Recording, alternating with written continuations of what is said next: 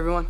What's up guys, Unofficial MCU here. Hope you're all doing well, and in this video we have a brand new tease for Captain Marvel 2, The Marvels from the director. We're gonna go ahead and hop right on into it. In this video we are going to be taking a read from the direct's article. I'll have their article linked in the description down below for you guys to check out there as well. As I read, The Marvels director Nia DaCosta has teased the upcoming sequel as silly in a recent interview. Captain Marvel 2, The Marvels is set as the best big screen adventure in the MCU, as kind of every other Marvel movie, if we're being honest, bringing with it two major Marvel players in their theatrical debut after making waves on Disney Plus with Miss Marvel and Monica Rambeau. Iman Vellani's Miss Marvel and Teyana Paris's Monica Rambeau, who both played big parts in two streaming shows over the past couple of years in WandaVision and in Miss Marvel, will join in the intergalactic fun alongside Brie Larson's Carol Danvers, also known as the Captain Marvel. Fans have gotten a glimpse at the space-faring epic so far, showing off plenty of action, as well as some goofy fun thanks to the Freaky Friday-esque body switching at the heart of the Marvel's story. Recently speaking in a conversation with Total Film magazine, the Marvel's director Nia DaCosta promised a quote-unquote silly sequel on the way in her Marvel Studios directorial debut. DaCosta, while describing superhero fatigue plaguing the industry, had remarked the biggest difference from the other MCU movies and her Marvel film is that The Marvels is really wacky and really silly, saying that, in quote, "I think superhero fatigue absolutely exists. The biggest difference from the other MCU movies to date is that it's really wacky and silly. The worlds we go to in this movie are worlds unlike others you've seen in the MCU. Bright worlds that you haven't seen before." Ending that quote right there, just straight off the bat, kind of confirming that we will be seeing like other planets in the Marvels. This is something that's kind of showcased in and out of the trailers and some of the promoting and marketing material for the Marvels movie, but wasn't necessarily something I've ever really thought about personally. So yes, of course, having this movie kind of set within space and also Earth at the same time is very interesting, and we haven't really seen anything like this since Avengers Endgame. I also feel like this is kind of the reason of why I describe this movie almost as a mini Avengers movie, and so do many other Marvel fans out there as well, because we have the gathering of three of the most powerful heroes in the MCU to date, teaming up together to create a new kind of team here. I also really appreciate the fact of that the director DaCosta is very straight to the point and very blunt with the fact of that superhero fatigue is a thing within the movie industry, and that we are getting new superhero films, whether it is MCU or not, and kind of every couple of months at that, whether it's a part of the MCU or the DC, or maybe something totally random and kind of just off on its own. It does feel like an ongoing issue almost to a point. Describing it as like a fatigue, I think, also is a very great way to kind of describe it. Not that it's necessarily a horrible or a terrible thing necessarily, and I especially think that the MCU has been kind of taking back with the MCU and its movies and its overall releases, both with theatrical movies and also on Disney Plus as well. It's something that they notice, something that they realize, and something that they want to go ahead, take their time with, and kind of fix to a point, as Kevin Feige has said that they are taking a slowdown going forward with Phase 5 and Phase 6 and so forth and so on of the MCU after the critical response here from Phase 4 from critics and fans on just the overall quality of these different projects, both movies and shows, having felt kind of more rushed and not necessarily completely put together, and something a little bit too much, as that it was just all kind of oversaturated at that. Although I digress, as she had also mentioned in that quote, kind of confirming, not necessarily confirming, but just bringing up the idea of that we're going to be visiting other worlds, so presumably other planets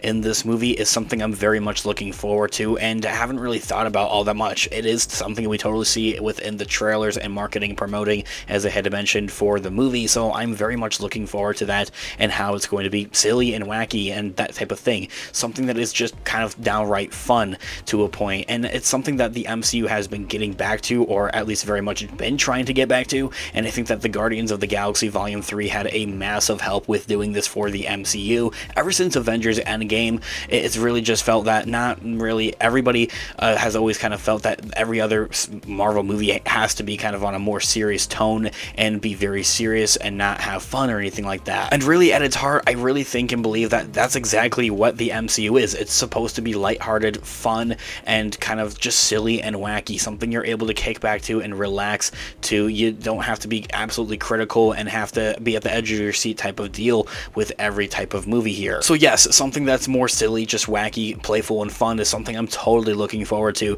especially for the MCU, and especially with Captain Marvel. She seems like such a fun character, just telling from this trailer alone and other snippets and other places that we have seen her within the MCU. Her first movie, Captain Marvel, felt very serious, and her overall character was a much more serious character. She wasn't very down to earth. So this kind of character of Carol Danvers, or this iteration essentially of what we're seeing here with her character, seems like so much more fun, and I cannot wait to see it. As the article continues, this is in line with the director's DaCosta's previous comments on the movie, teasing full comic book madness. She added that working on the Marvels was a lot less traumatizing to work on than some of her other past work, a potential allusion to her work on the horror movie Candyman, saying that, in quote, "It's a lot less traumatizing to work on for sure, but this movie also deals with specific personal and sometimes sad things. But no, it's been nice to work in a different world for sure." Ending that quote right there. Having previously directed in the horror genre, it's a lot more tense, a lot more scary, and to take a step away from that, as I had mentioned, and work with something that's a little bit more silly,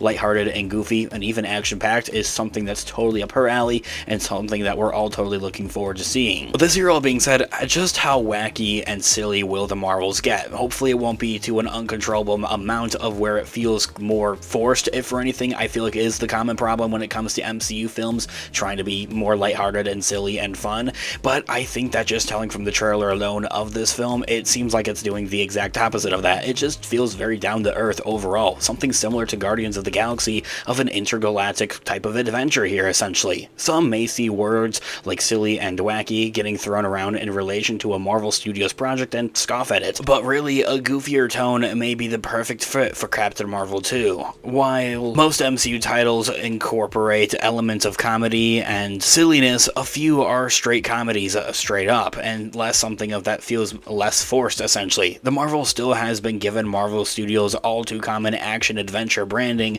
but as Nia DaCosta described, things will be a little more zany than they have in the franchise before, essentially describing it as that, which is honestly hilarious. Captain Marvel was one of the most earnest Marvel Studios movies when it was released in 2019, having been released after Infinity War and before Avengers Endgame, with some laminating the film lack identity because of this. However, incorporating that comic book wackiness could give the movie a more unique, identifiable kind of feel that makes it stand out amongst other comic book movies' fares. And silly is totally okay. For a plot that features powers becoming entangled, body swapping, and this particular cast of characters, silly makes sense if for anything, especially when you take a deep dive at these characters in the comic books. One of the most successful MCU projects of Marvel's Phase 4 was Ms. Marvel on Disney+, whether you like it or not. And that was a series that wore its comic book zaniness onto its sleeve. Given that Ms. Marvel herself, Kamala Khan, played by Iman Vellani, is starring in the Captain Marvel sequel, surely she'll be the queen of DaCosta's wacky branding,